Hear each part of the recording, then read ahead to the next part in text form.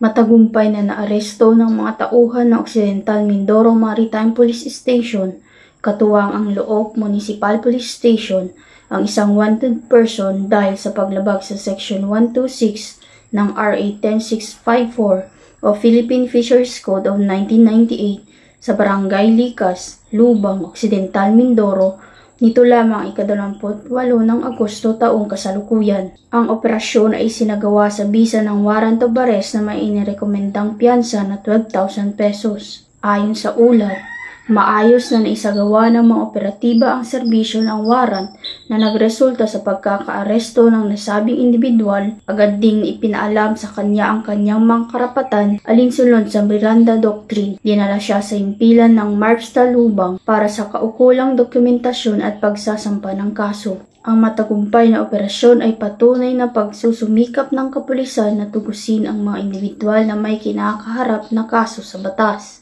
Patuloy namang papaigtingin ng mga otoridad ang kanilang mga operasyon upang mangsiguro na ang mga lumalabag sa batas ay mananagot sa kanilang mga ginagawa. Samantala, pinuri rin ng pamunuan ng kooperasyon ng mga unit ng MARPSTA at Looc MPS na nagpakita ng mahusay ng koordinasyon sa pagpapatupad ng batas. Ang pagkakaaresto sa wanted person ay nagpatibay sa mensahe ng kapulisan na walang takas ang sinumang nagtatago sa kamay ng batas.